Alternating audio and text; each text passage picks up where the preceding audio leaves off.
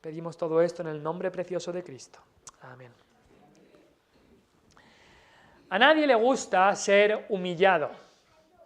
Eso va en contra de nuestra naturaleza y cuando alguna vez tenemos que sufrir humillación, pues nuestro orgullo se retuerce dentro de nosotros, cuando no nos salimos con la nuestra, cuando nuestro orgullo no se sale con la nuestra. Pensamos que es injusto, pensamos que no lo merecemos, pensamos que esto tiene que cambiar. Pero hay un principio universal en toda la Biblia, y es ese principio que también nos dijo Cristo y nos dicen también los apóstoles, que el que se humilla será exaltado. Y la historia de José aprendemos eso. Como hemos dicho ya antes, la historia de José nos recuerda mucho a la historia de Cristo, es un tipo de Cristo, es una ilustración de Cristo. Aprendemos mucho sobre Cristo en la vida de José. Hemos visto cómo José era amado por su padre, como Cristo. Hemos visto cómo José fue escogido por Dios para revelarle su voluntad, como Cristo. Hemos visto que José fue vestido como el príncipe de sus hermanos, como Cristo. Pero si en algo fue José como nuestro Señor Jesucristo, fue en su humillación, en cómo fue humillado. José como Cristo fue separado de su padre. José como Cristo fue aborrecido y vendido por sus propios hermanos por unas piezas de plata. José como Cristo fue acusado y apresado falsamente e incluso olvidado por sus amigos. Esta humillación de José la vemos en 3 pasos descendentes. Es como una escalera que va descendiendo cada vez más profundo en la humillación. Es como ese valle que cada vez va bajando más, el valle de sombra de muerte, que piensas, ya he llegado al final, pero hay más, hay peor. La cosa se pone cada vez peor y peor. En la vida de José vemos esta humillación primero en su hogar con el odio de sus hermanos. Parecía, quizá las cosas se pueden poner bien, pero luego lo vemos como esclavo en la casa de Potifar, como va descendiendo y ahora incluso más bajo, encerrado en la cárcel. De su hogar a ser esclavo en casa de Potifar, a ser prisionero en una cárcel. Más bajo, más difícil y más difícil. Y hoy vamos a ver a José y cómo enfrentó la humillación. Al estudiar este episodio de su vida, el episodio más bajo de toda su vida, su tiempo en la cárcel, vamos a ver cómo él enfrentó la humillación. Y es que lo que queremos ver en el día de hoy es cómo enfrentar la humillación con los ojos en Jesús. Ese es nuestro tema, nuestro título en el día de hoy, enfrentando la humillación con los ojos en Jesús. A nadie le gusta enfrentar la humillación, pero muchas veces tendremos que pasarla. El viernes alguien me mandó una frase, una de estas imágenes que se envía en el móvil, una frase de un pastor que se llamaba Leonardo Ravenhill, un pastor del siglo pasado, un pastor creo que era de Estados Unidos, y habló mucho sobre el avivamiento. Y esta frase decía lo siguiente: muchos cristianos oran para ser bendecidos, pocos oran para ser quebrantados. Piensa en lo que dice esto. Muchos cristianos oramos para ser bendecidos, Señor, bendíceme, pero pocos oran para ser quebrantados. Acabamos de cantar una canción que dice, bendice a los creyentes, bendícenos, Señor. Y por supuesto, es bíblico cantar algo así, pero nunca cantaríamos una canción que dice, quebranta a los creyentes, quebrántanos, Señor. Nunca pensaríamos en cantar algo así. Nos parecería, qué locura, ¿no? Quebrántanos. Pero mira lo que dice la palabra de Dios, Salmo 119, 67. Antes que fuera yo humillado, descarriado andaba, mas ahora guardo tu palabra. Mismo Salmo, versículo 71, mira lo que dice, bueno me es haber sido humillado para que aprenda tus estatutos. Bueno es haber sido humillado para que aprenda tus estatutos. Salmo 51, Salmo de arrepentimiento de David. Los sacrificios de Dios son el espíritu quebrantado. Al corazón contrito y humillado no despreciarás tú, oh Dios. Hay algo especial, hay algo que Dios bendice en la humillación del creyente. Y te pregunto a ti, cristiano, ¿no ha sido así en tu vida? ¿No ha sido así en tu vida, cristiano? Aquellos tiempos en que has sido humillado, has sido quebrantado, quizá otros se han burlado de ti, quizá la enfermedad ha llegado a tu vida, quizá has sido abandonado por los demás, quizá te han traicionado, quizá has sufrido una desgracia en tu vida o quizá ese pecado te ha llevado a la humillación. Aquellos momentos que hemos sido humillados muchas veces son momentos que el Señor ha utilizado para acercarnos más a Él. Y eso es una regla universal, un principio universal de la palabra de Dios. Incluso en la vida de Cristo Jesús. El Señor Jesús no había pecado en Él. Pero ¿cuándo es cuando su vida trajo más bendición al mundo? Cuando Cristo fue humillado hasta el infinito en la cruz del Calvario. Cuanto más fue la humillación, más bendición trajo su vida a los demás. Como dice Filipenses 2, Cristo se humilló a sí mismo, haciéndose obediente hasta la muerte y muerte de cruz. Ese es un principio que vemos en la palabra de Dios, es un principio que vemos en la vida cristiana.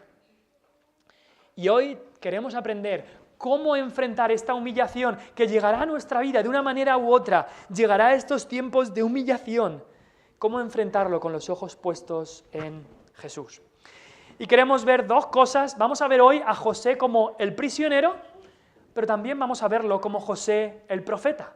Vamos a verlo en estas dos facetas de su vida. En primer lugar, José el prisionero.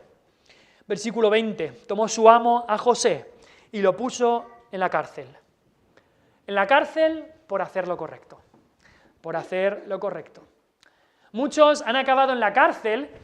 Y me acuerdo hablando con una persona, dije, acabé en la cárcel, yo era inocente, pero el problema es que estaba en un sitio donde no tenía que estar, estaba yendo con amigos que no debía de ir y así acabé en la cárcel. En realidad algo había, aunque no era completamente culpable, pero algo había que no tenía que haber hecho. Pero José, todo lo que había hecho era lo correcto, y por hacer lo correcto fue mandado a la cárcel. Por negarse a caer en fornicación y adulterio, estaba en la cárcel. Pero ¿sabes qué? Mejor es estar en la cárcel con una conciencia limpia que habitar en una mansión con una conciencia sucia. Mejor sufrir dolores porque has hecho lo correcto que disfrutar de placeres porque has caído en la tentación. Así que José sí estaba en la cárcel como prisionero, pero estaba con una conciencia limpia. Y lo más especial es que José era un prisionero, pero con la presencia de Dios. Mira lo que dice el versículo 21, pero Jehová estaba con José. Pero Jehová estaba con José, tenía la presencia de Dios. Y mira lo que dice, Jehová estaba con José y le extendió su misericordia. Y algunos dirían, espérate, ¿misericordia en la vida de José? ¿Cómo que misericordia? La que no tuvieron sus hermanos con él, que casi lo mataron y lo vendieron como esclavo. ¿Cómo que misericordia?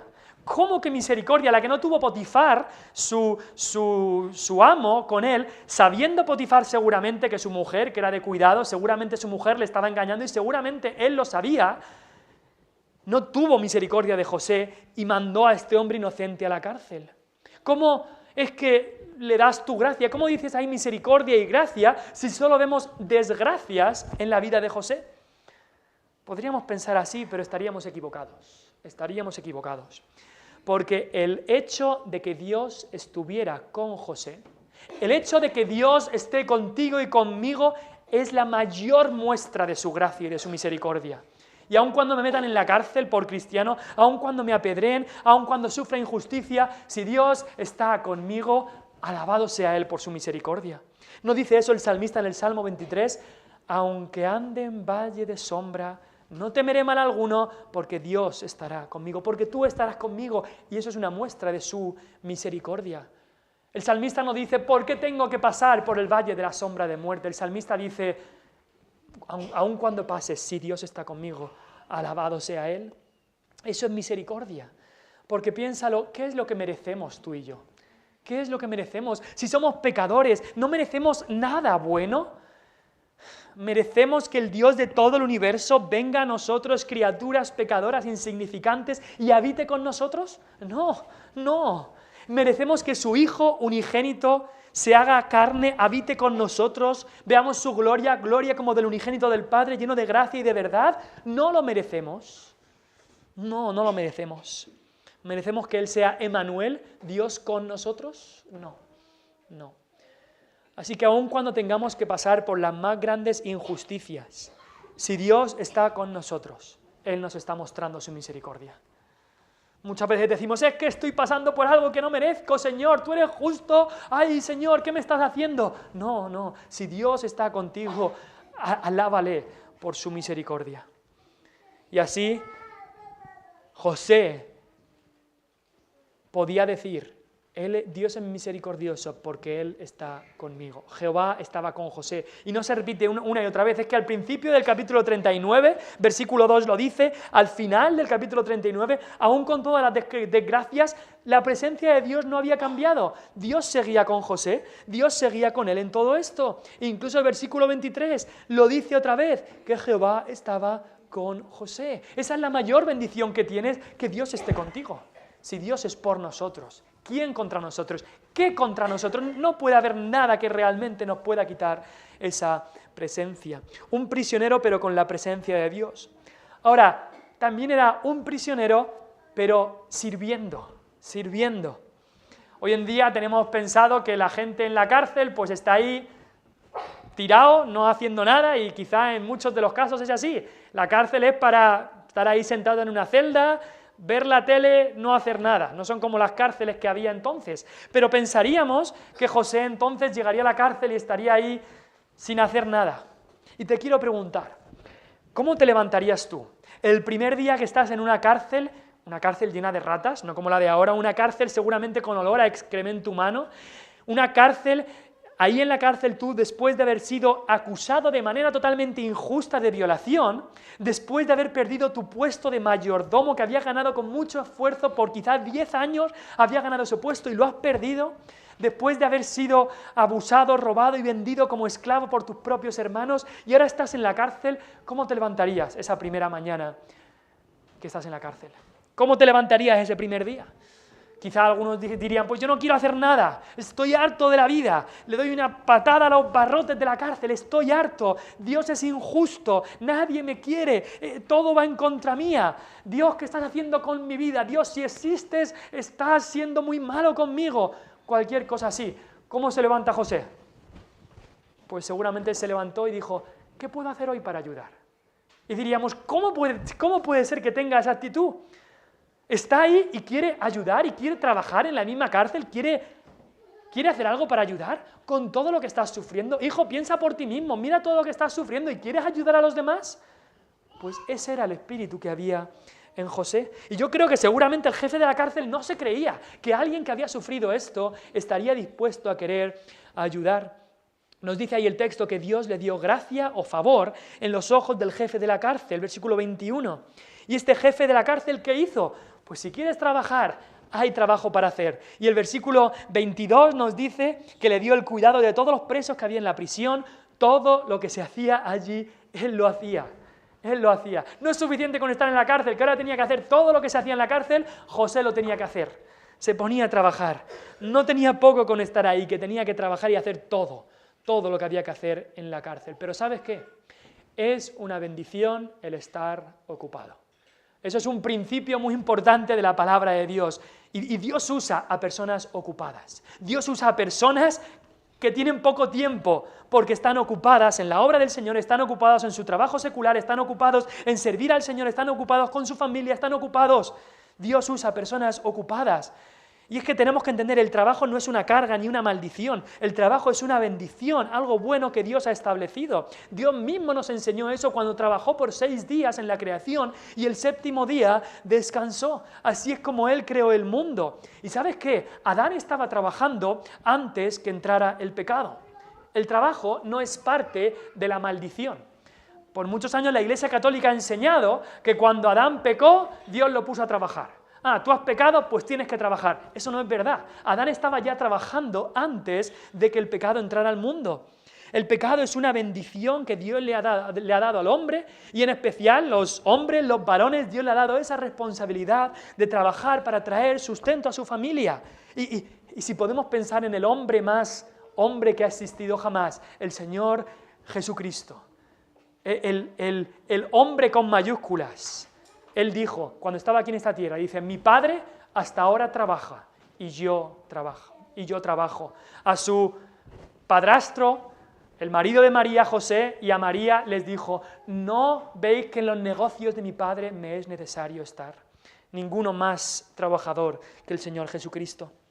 Y una de las características que me choca de toda la vida de José es que asumió estas responsabilidades de todo tipo. Bien joven ya empezó a asumir estas responsabilidades, no se echó para atrás. Lo vemos en la casa de su padre. En el capítulo 37, versículo 2, lo vemos ahí como pastor de ovejas. Nos dice que apacentaba las ovejas de su padre. Y una parte de honrar a nuestros padres es ayudar en la casa en lo que haya que hacer. Esas son las primeras responsabilidades y es bueno que los jóvenes vayan teniendo esas responsabilidades. Después también sirvió como mensajero de su padre. Su padre le envió a dar este mensaje a sus otros hermanos, un mensaje que le iba a costar prácticamente la vida. ¿Y qué es lo que dijo José? Dijo, papá, yo no quiero hacer esto, papá, esto, no, dijo, heme aquí, papá, voy a obedecer.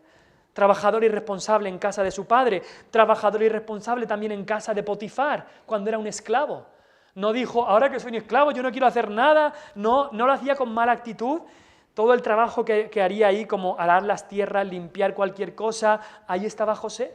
Y fue ascendido en un transcurso quizá de 10 años, hasta que fue nombrado mayordomo. Todo lo que se hacía en una de las casas más importantes, más ricas del país de Egipto, pasaba por José. Eso era mucha responsabilidad. Pero nos dice la palabra de Dios, dijo el Señor Jesucristo, que el que es fiel en lo poco, también será fiel en lo más. El que es fiel en lo poco, también en lo más es fiel. E incluso ahora lanzado a la cárcel. No dice, ya está, estoy harto de esto, ya no voy a trabajar más. No. Sigue esta responsabilidad, sigue siendo diligente aún en la cárcel, con el trabajo más bajo, más sucio, lo que nadie querría hacer. Ahí estaba José para hacerlo. Tenemos una sociedad, desgraciadamente, que incentiva la pereza. La pereza ahora no es visto en nuestra sociedad como algo negativo. Si lees el libro de Proverbios, yo diría de las cosas, hay dos temas que se tratan casi más que ningún otro en Proverbios. Uno es la pereza y otro el adulterio, las cosas que más se nombran. Y la pereza es uno de los grandes pecados en la palabra de Dios. Dice el apóstol Pablo a los tesalonicenses, el que no quiera trabajar, que tampoco coma. Es algo importante que Dios ha dado, que como hombres y mujeres, pero que todos estemos trabajando en lo que Dios nos pone para hacer. Desgraciadamente vemos una sociedad que los héroes y los que realmente parece que tienen influencia en esta sociedad, los modelos de esta sociedad, son muchas veces hombres y mujeres que trabajan bien poco. Desgraciadamente, esos son los roles que la gente quiere seguir, los modelos de la sociedad. Alguien que a lo mejor le pega 2 patadas a un balón, trabaja 2 horas los domingos, luego entrena algunos días y otras horas los miércoles, y esos son los modelos de la sociedad, los que todo el mundo quiere seguir. Pero alguien que va y trabaja 10 horas, currando cada día, eso nadie quiere ser como alguien así. Cuando es lo que nos dice la palabra de Dios, 6 días trabajarás y 1 día descansarás. Es uno de los mandamientos, está incluido en el libro, en el 4.º mandamiento del día de reposo, está incluido también ahí el mandamiento de trabajar 6 días y 1 día descansar. Es un privilegio, responsabilidad y privilegio que nos da el Señor, el trabajar para Él. Y no solamente trabajar en nuestros trabajos seculares, trabajar en casa, trabajar con la familia, sino también nuestros trabajos, si se puede decir, espirituales. Tenemos que ser responsables también con ellos. La lectura de la Biblia. Josué 1:8 dice, nunca se apartará de tu boca este libro de la ley, sino que de día y de noche meditarás en él. Trabajo de la oración, eso cuesta mucho trabajo. La oración cuesta mucho trabajo. Y vemos ejemplos en la Biblia de hombres de oración, hombres que pasaban días orando, hombres que pasaban horas orando, acudiendo al Señor. Y nosotros muchas veces, si dedicamos unos minutos en el día, ya pensamos que hemos orado. Y también el trabajo de testificar, ese trabajo también cuesta, de dar testimonio. Vamos a ver también cómo José testificó. Pero mi pensamiento es cómo en medio de la humillación, cómo en medio de esta situación difícil, cómo José puede seguir adelante y trabajar y seguir constante y perseverando en esto. Y mi pensamiento fue al apóstol Pablo. Pablo, junto con Bernabé, creo que fue, entraron una vez a una ciudad llamada Listra, una ciudad que está allí en Turquía. Estaban predicando, habían sanado a un cojo, la gente estaba asombrada por lo que había pasado, parecía que las cosas iban bien, de repente llegan unos judíos a la muchedumbre, y cuando parecía que las cosas iban bien, que la gente se iba a convertir, estos judíos, que eran enemigos del Evangelio, convencen a toda la multitud para que no escuchen a Pablo. Y no solamente para que no le escuchen, sino para que le empiecen a tirar piedras. Y empiezan a tirarle piedras y piedras a Pablo, lo apedrean a tal punto que piensan ya que pierde la conciencia, se queda inconsciente Pablo, lo sacan pensando que está muerto, lo sacan y lo tiran fuera de la ciudad y lo dejan ahí para que se lo coman las aves y los pájaros o lo que sea. Por la gracia de Dios, Pablo se puede levantar. No sé si es que Dios lo resucitó o es que no estaba muerto, pero Pablo se levantó. ¿Y qué hizo al siguiente día? ¿Quedarse en la cama recuperándose del apedreamiento? No, nos dice, y al siguiente día se levantó y fue a otro pueblo a anunciar la palabra de Dios. Pero, ¿cómo puede ser eso? ¿Cómo puede ser que después de tanta humillación quieras seguir sirviendo, quieras seguir trabajando, quieras seguir empujando, quieras seguir sirviendo al Señor? ¿Dónde está el secreto de ese servicio perseverante, de esa confianza inquebrantable? Yo personalmente lo quiero saber. Nosotros como cristianos muchas veces a la mínima oposición de que alguien nos dice una palabrita que no queríamos escuchar, a la mínima que ocurre algo, ya nos venimos abajo, ya nos pensamos mártires, pobre de mí, ya no queremos hacer nada. ¿Dónde está ese secreto?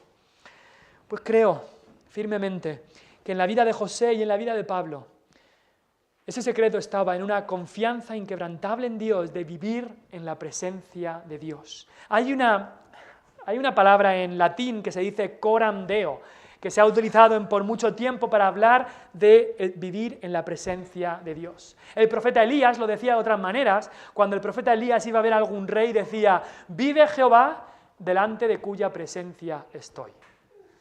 El profeta Elías no veía a Jehová delante suya, pero sabía y vivía en la presencia de Dios. Vivía como si Dios estuviera delante en todo momento. Así que José, ese era su secreto. Él vivía delante de la presencia de Dios. Por eso cuando le dijeron de pecar en esa tentación, él hablaba de Dios. ¿Cómo pecaría contra Dios? Pero si no ves a Dios, pero sabía que Dios estaba presente. Cuando tenía la tentación de no trabajar en la cárcel, él decía, vivo en la presencia de Dios. Él es mi jefe. Muchos en el día de hoy, en fábricas y en otros lugares, solo trabajan bien cuando el jefe te ve. Cuando el jefe te ve, entonces sí que parece que estás haciendo todo, pero cuando el jefe no te ve, entonces no. Así, ocurría lo mismo en tiempos del apóstol Pablo, y él le dijo a algunos siervos, no sirviendo al ojo, es decir, cuando te ven, no sirviendo para el ojo, como los que quieren agradar a los hombres, sino sirviendo a Dios. Y esa era una clave de la vida de José. Por encima de todo, Dios estaba con él, vivía en la presencia de Dios. Coram Deo. Pero fue un prisionero también, no solamente que servía, un prisionero que tenía la presencia de Dios, pero un prisionero prosperado. Mira lo que dice el último versículo. Jehová estaba con José, lo que él hacía, Jehová lo prosperaba. Lo mismo que pasaba en casa de Potifar como esclavo, estaba pasando aquí como encargado de la cárcel. En términos deportivos, podríamos decir que José era el jugador que querías tener en tu equipo. Si tenías a José en tu equipo, pues las cosas iban a ir bien y prosperaban. Y no era magia, era trabajo serio, honestidad, responsabilidad, pero por sobre todo era que Dios estaba con él, era fidelidad a Dios. Y podemos preguntar, ¿cómo se puede prosperar si estás en la cárcel? ¿Cómo puede ser que prospere si estás en la cárcel? Pues sí, todo lo que José hacía, Jehová lo prosperaba. Muchas veces nosotros en nuestra mente pensamos, Dios me tiene que sacar de esta cárcel para que las cosas me vayan bien. Dios me tiene que sacar de esta situación, esto tiene que desaparecer de mi vida para que las cosas me vayan bien. Eso pensaba el apóstol Pablo con el aguijón que tenía. Dios me lo tiene que quitar para que las cosas vayan bien. Pero ¿y qué si Dios te quiere prosperar en la misma cárcel? ¿Y qué si Dios quiere que te quedes en esa cárcel y Dios te prospere estando en la cárcel? Porque eso es lo que ocurrió con José. José no esperó a ser prosperado al salir de la cárcel, sino que Dios lo prosperó estando en la misma cárcel. Y Dios puede prosperar tu camino a su manera, aunque no te saque de la cárcel, aunque no te saque de esa situación en la que estás, aunque no te saque de esa prueba en la que estás. No lo hizo con el apóstol Pablo. 3 veces rogó: Señor, quita este aguijón de mí. Y el Señor le dijo: bástate mi gracia, porque mi poder se perfecciona en la debilidad. ¿Has aprendido eso en tu vida? Esa es una lección que debemos aprender, que el poder de Dios se perfecciona en nuestra debilidad. Y hay veces que Dios no nos querrá sacar de esta cárcel, o que tendremos que pasar mucho más tiempo en esta cárcel de lo que pensábamos. Y Dios quiere prosperarnos, hacernos bien, incluso estando dentro de esta cárcel. Así que fue un prisionero con la presencia de Dios, fue un prisionero que estaba sirviendo y trabajando, y fue un prisionero prosperado incluso en la cárcel.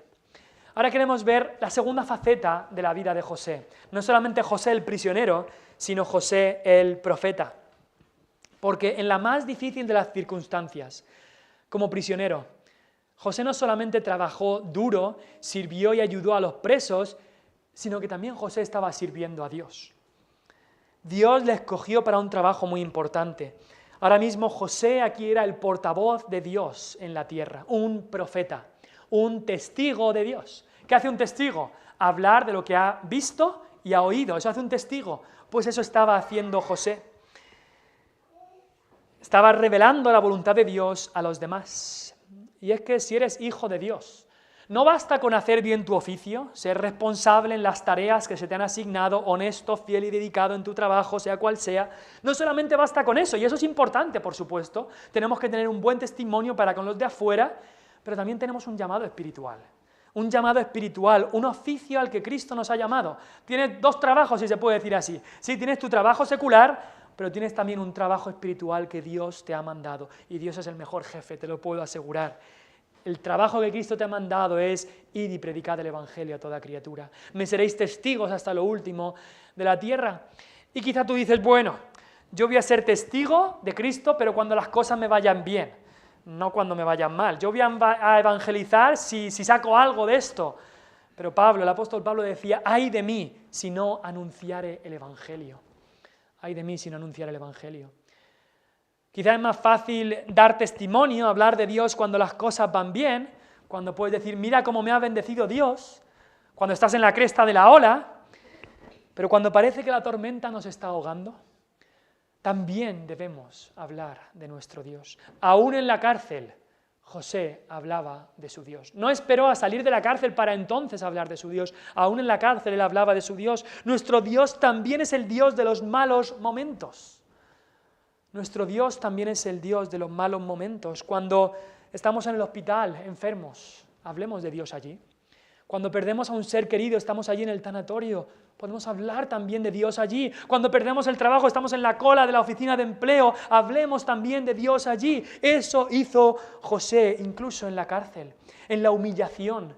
Dale gloria a Dios como José. Dale gloria como Job, que dijo: el Señor quitó, el Señor dio y el Señor quitó. Sea su nombre bendito. Ahora se nos narra aquí en el capítulo 40, 2 administradores de Faraón son mandados a la cárcel con José. El jefe de los coperos y el jefe de los panaderos. Estos eran altos cargos del Estado. Eran gente que tenía un cargo muy alto. El copero no solo era el que daba la copa, porque dice ahí que es el jefe de los coperos. Él es el que supervisaba todos los viñedos, supervisaba todas las bodegas para estar seguro que toda la bebida que bebía el faraón estaba en perfecto estado. Y el jefe panadero no era solo el que hacía el pan, sino era el jefe de todos los panaderos. Supervisaría las cosechas del trigo, los graneros, la elaboración del pan o de la pastelería que se le daba a Faraón. Eran los que se ocupaban de todo lo que iba a tener el faraón en cuanto a comida y que estuviera todo perfecto. Y ambos, los dos, habían cometido algún tipo de delito. No sabemos cuál, pero los dos eran culpables de un delito porque dice que delinquieron contra Faraón y acabaron en la cárcel. Los dos eran culpables, estaban puestos en la cárcel, por la providencia de Dios, en la cárcel donde estaba José. ¿Y cómo reacciona José ante esto? Pues quiero ver algunas cosas de cómo reacciona José. Cómo reacciona José, que era profeta de Dios, enviado de Dios. Una cosa que quiero ver es su compasión por las almas, la compasión que tenía José. Mira conmigo el versículo 7. Habían tenido un sueño estos dos hombres, y José se acerca y les pregunta: ¿por qué parecen hoy mal vuestros semblantes? El semblante en la cara. Les pregunta: ¿por qué tenéis mala cara hoy? ¿Qué os pasa? ¿Qué os pasa? José se fijaba en cómo estaban los demás. Le interesaba, le importaba, tenía un amor al prójimo. Estos eran delincuentes, estos eran gente peligrosa incluso, se merecían estar en la cárcel y José no. Pero por este sueño estaban tristes, este sueño que habían tenido, y José quiere ayudarles, tiene compasión de ellos. Y debemos preguntarnos: ¿tengo yo compasión de los que me rodean? ¿Tendría yo compasión de delincuentes? ¿Tendría yo compasión de aquellos que están en el lugar que merecen estar? ¿Tengo yo compasión de aquellos que están decaídos? ¿Tengo yo compasión de aquellos que los veo sufriendo? Nuestro corazón debería ser el corazón de Cristo. Un corazón compasivo como el de Cristo, que miraba a las multitudes y las veía como multitudes que no tienen pastor vagando. Y nos dice los evangelios que tenía compasión de las multitudes. Esa palabra tan preciosa en la vida de Cristo. Incluso compasión de delincuentes, incluso compasión de pecadores. Mira a Cristo compasivo con la mujer adúltera, compasivo con Zaqueo, el corrupto cobrador de impuestos, compasivo con ese ladrón malvado al lado de él en la cruz, compasivo con Saulo, el terrorista de cristianos, y compasivo contigo y conmigo, que no merecíamos nada y que éramos culpables delante de la ley de Dios. Y si Él ha sido compasivo con nosotros, compasivo con delincuentes, compasivo con culpables como nosotros, ¿cómo no vamos a mostrar nosotros compasión con los demás? Esa debería ser nuestra actitud, compasión por las almas. Ahora estamos preparando una campaña evangelística. ¿Sientes compasión por las almas? ¿Sientes su sufrimiento? ¿Sientes que están sin esperanza? ¿Sientes que en poco tiempo, si nada cambia, van a ir directas al infierno de la condenación? ¿Sientes esa compasión por las almas? Debería haber en tu corazón ese celo, ese ardor de compasión por las almas. José sentía esa compasión. También José, vemos no solamente su compasión, vemos también su testimonio. Su testimonio, me fascina el versículo 8. Le dicen: hemos tenido un sueño, no hay quien lo interprete. Entonces les dijo José: ¿no son de Dios las interpretaciones? Contádmelo ahora. Me llama mucho la atención que José diga eso, porque eso revela que ellos sabían perfectamente que José tenía una relación con Dios. Si él dice: no son de Dios las interpretaciones, es que ellos sabían: este hombre es de Dios. Entonces él les recuerda: pero si es Dios el que da las interpretaciones, yo, que estoy en una relación con Dios, os puedo ayudar en esto.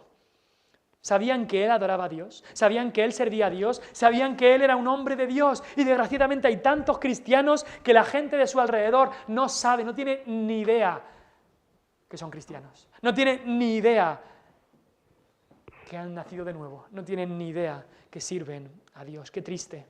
José era un hombre, como hemos visto, que vivía delante de la presencia de Dios. Esa era su compasión y su testimonio, pero vemos su predicación. Porque sí, lo que José hizo al dar esta interpretación de estos sueños era una predicación. En esos tiempos del libro de Génesis no tenían la Biblia. Ese libro de Génesis, no tenían ningún libro de la Biblia. Así que Dios hablaba muchas veces por sueños, por sueños. La cuestión era después saber interpretar estos sueños, y Dios le dio a José ese don.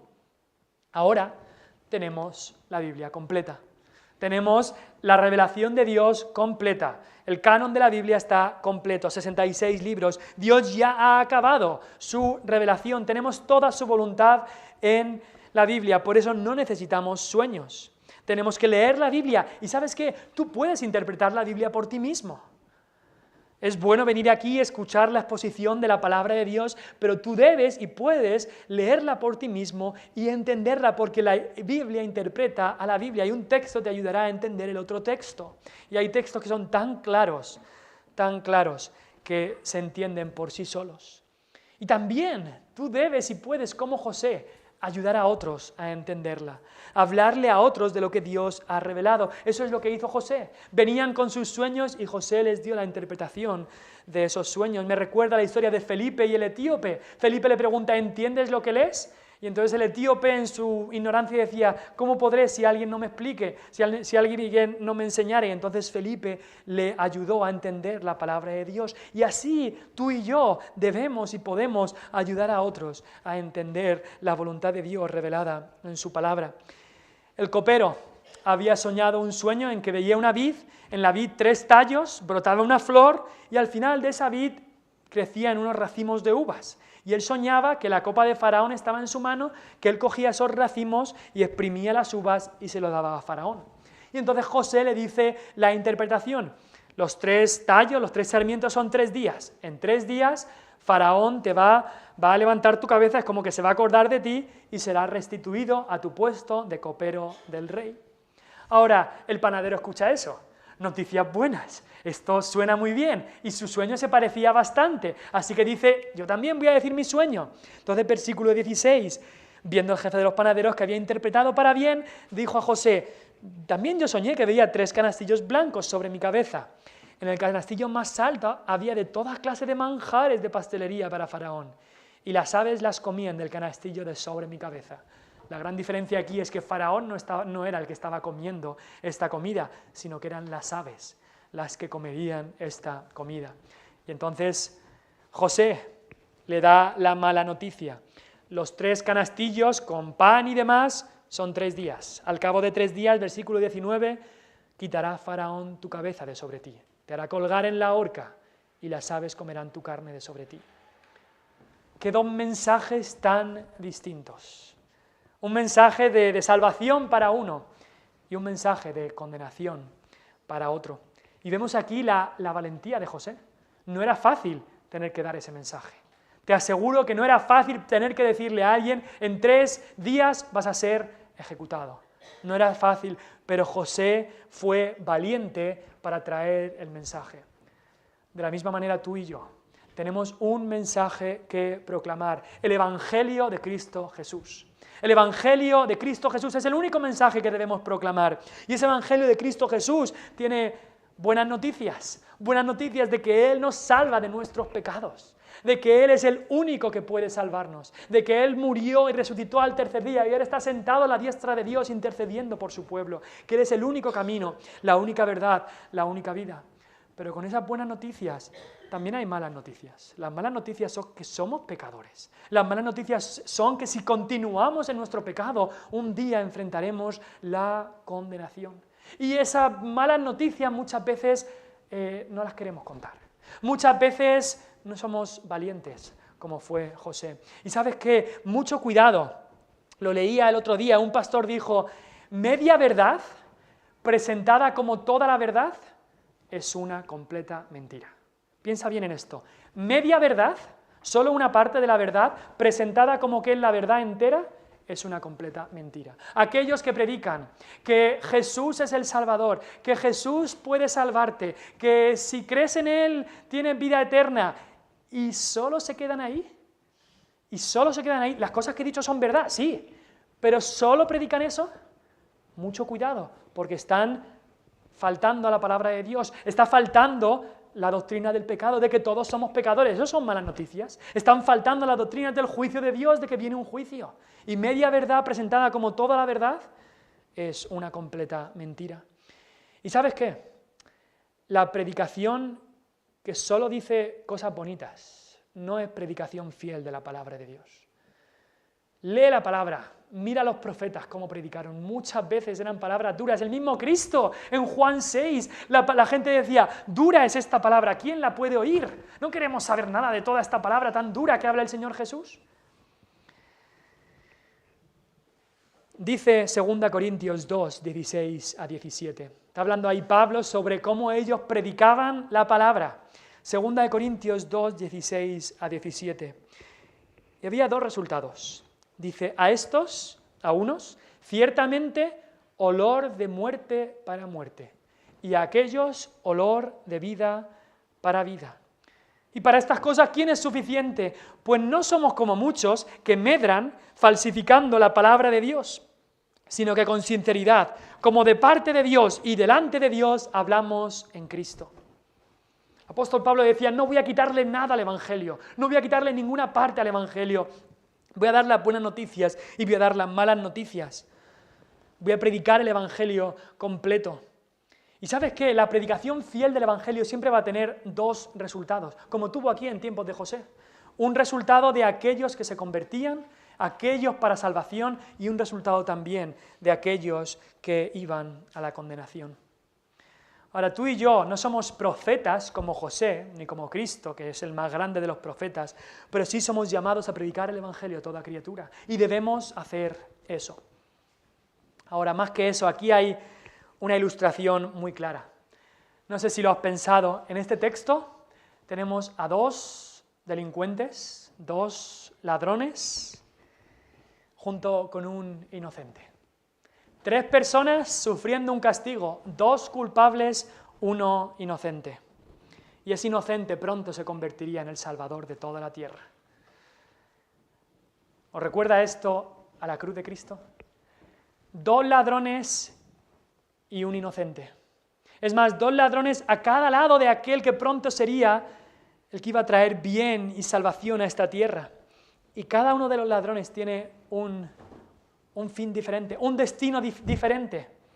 Están delante del que va a ser el rey, delante del que es el elegido de Dios, delante del amado del Padre, están delante de él, delante del que va a dar la vida. Y uno recibe noticias de vida y de salvación, y el otro recibe noticias de condenación. Y es que la cruz de Cristo hace separación entre unos y otros. Lo que pienses de la cruz de Cristo es lo que va a determinar tu destino final. Solo hay 2 destinos, infierno y cielo. Solo hay 2 destinos, en Cristo o sin Cristo. Vemos a José como ese tipo de Cristo, anunciando la salvación y anunciando también la condenación. Y fueron las palabras de José que hicieron una diferencia entre estos 2 hombres. Seguramente cuando todo esto pasó, José había visto la providencia de Dios. Quizá José veía, mira, Dios está obrando, Dios va a obrar a través de esta situación. Quizá Dios me ha traído aquí para sacarme de la cárcel a través de este hombre. Así que en el versículo 14 le pide al copero, acuérdate de mí cuando tengas este bien. Ahora, no era falta de fe, no es que José estuviera dejando de confiar en Dios para que le sacaran de la cárcel, no, su confianza seguía en Dios, pero Dios muchas veces utiliza a hombres para realizar sus propósitos. Pero ¿qué es lo que pasó? Este copero se fue, tuvo este gran ascenso que volvió a estar delante del rey y se olvidó de José. Se olvidó completamente de José. Y creo que este es el momento donde José tocó fondo.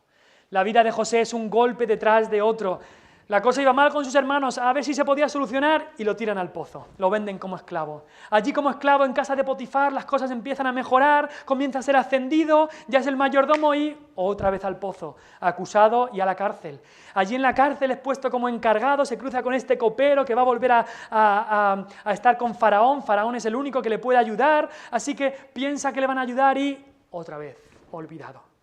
¿Cómo te sentirías tú si estuvieras en la misma situación que José, olvidado, abandonado, más solo que la una, encarcelado?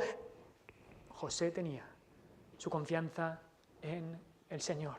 Vivía en la presencia de Dios, puestos los ojos en Jesús. Es la única forma de sufrir, de enfrentar estas humillaciones. Es la única forma. Si pones tus ojos en cualquier otra cosa, te van a fallar. Te van a olvidar en algún momento. Pero Cristo nunca nos va a dejar. Aunque mi padre y mi madre me dejaran, decía el salmista, con todo Jehová me recogerá. José enfrentó la humillación con los ojos en Jesús, que nosotros también la enfrentemos.